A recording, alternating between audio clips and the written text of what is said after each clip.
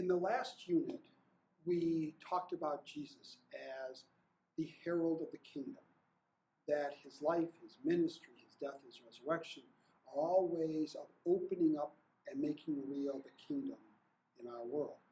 And we now move to what it means to be a disciple of Jesus, that we as church are commissioned, we are missioned, as Father McGrath would say, to bring Christ's love, his kingdom to fruition in our world. And one of the elements of bringing the kingdom to the world, one of the elements of inclusion, as we talked about a kingdom value, as humility, is to reach out in justice. Justice is a very abstract term. It's sort of like love. We all think we know it, but if I ask for a definition or a description, it can be rather tricky. What is justice?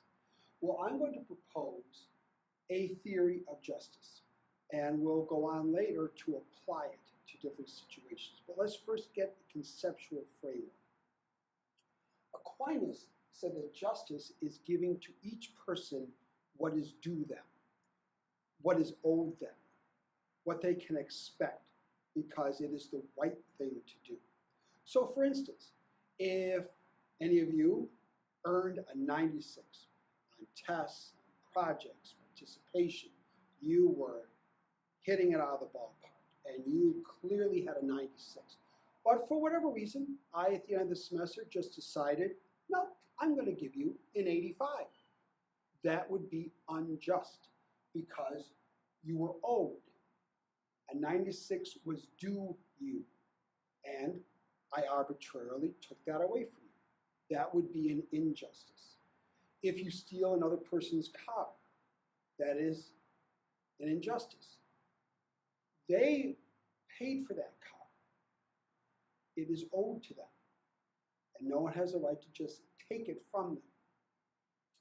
If you have a job as a caddy, or you're working in a restaurant, let's imagine your employer says you will get $12 an hour, and you work all week, and at the end of the week, if they just say, no, I'm not going to pay you, that is an injustice. You were owed what was promised you, you worked for it, you earned it, therefore, it is only just that you get it. The Cubs earned a World Series.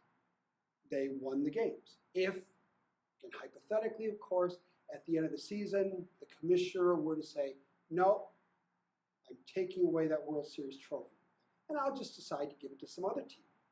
That would be an injustice. So I think you get the basic idea of injustice. Now, injustice or justice can be delineated further.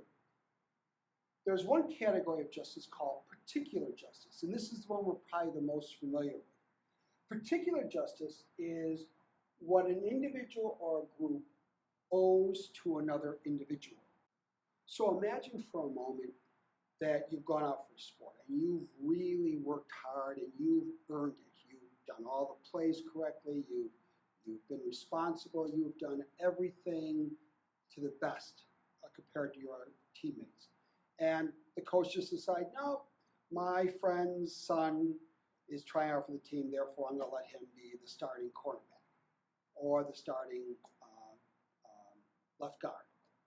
That would be an injustice, because an individual has promised you something, you've earned it, it's owed to you. Now, what sometimes we forget, we sometimes limit justice just to this, particular justice. But what a Jesuit moral theologian, a guy named Hollenbach, has said is that we have to remember that all justice occurs within a social framework. We're not just individuals dealing with other individuals, or even groups dealing with individuals. That there's a certain common good that must be looked at as well. That is a part of justice. So, as you probably remember from CST last year, the common good is a value within Catholicism. The common good basically is creating those conditions by which each individual can flourish. So you can have situations that may appear to be just, but looked at from the vantage point of the common good, there is an injustice going on. So, for instance, going back to the wage example, let's imagine you've been out of work a really long time, and you just can't find anything, and your family is suffering, they're starving, and some guy finally comes along and says, okay, I'll give you a job, but I'm only going to pay you $5 an hour. That's it. Take it or leave it. And you are so desperate that you take it. And he pays you the $5 an hour. Now, in the traditional understanding of justice and injustice, that's fine. You are given what was owed you. But, as Hollenbach says, there's something about that that's just plain unjust. That individual will not be able to flourish along with his family in that sort of situation. There is a social context and environment, going back to our understanding of environmental forces. There's an environment that is making that situation unjust. So, the U.S. bishops have, in the Laia, they have talked about two other levels of justice. One called contributive justice, and the other one distributive justice. Contributive justice is thought of on the level of the individual to the community. So each of us as citizens owe some things to our communities. It's not just me to others, others to me. I owe something to the broader community. So, for instance, I have no children. One could say that it is unjust to charge me property taxes because much of property tax goes to public education. Your parents are paying property tax that is going to the local public school. If you're in this district right around here, your money is going to the Glenbard or New Trier.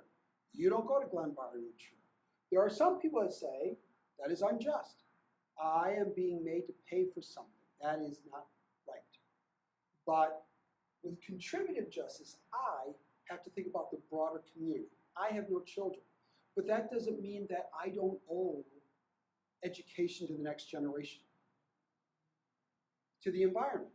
I can perhaps not see that throwing things away without recycling, but who cares? There's really no issue of justice there. But in view of the common good, and in view of another value called solidarity, we're all in this together. That's another common value that Pope John Paul II talked a lot about. That the rich can't see the poor as enemies, the poor can't see the rich as enemies. We are here for and with each other at all times. And to get into these camps, these warring factions of self-interest, of tribalism, is simply going against this idea of solidarity and ultimately also the common good. So, there's contributive justice. But there's also a thing called distributive justice. And that's what the community owes the individual. And this sometimes within the American context can get very misunderstood because it can sound a little Marxist, as we often say communist, like everyone should get exactly the same amount. And that's not really what's being talked about. Hollenbach says that, first of all, it's impossible to make everything completely, totally egalitarian. It's just not doable. We live in a broken world. It takes Augustine's words seriously. This world will always be broken. Doesn't mean we stop trying, but they'll always fall short of the ideal. And there are some things that shouldn't be distributed equally. For instance, the Cubs won the World Series. You don't give a World Series trophy to every team. They earned it. It is their due. You give it to them. Okay? One person, one vote. That is not more weight given to one person and less to another. Each person deserves one vote. However, according to this theory of distributive justice, the sick might need more health care than the healthy. And for any of us who are healthy to stand back and say, I don't really care about that. As long as I get health care, I'm fine. They have to take care of themselves. Society should not really get involved in that at all. Let the market take care of that. That's sometimes been the American response. But the market won't necessarily care about human dignity. And that's sort of the bottom line with distributive justice, that there should be a certain guaranteed level of participation and dignity within the system. Whenever there are individuals or groups of people who feel like They are completely marginalized. Go back to that word again. They have been pushed to the edges. They really don't count. They don't figure in. That is an issue of injustice. As the bishops say in one of their documents, basic justice demands the establishment of minimum levels of participation in the life of the human community for all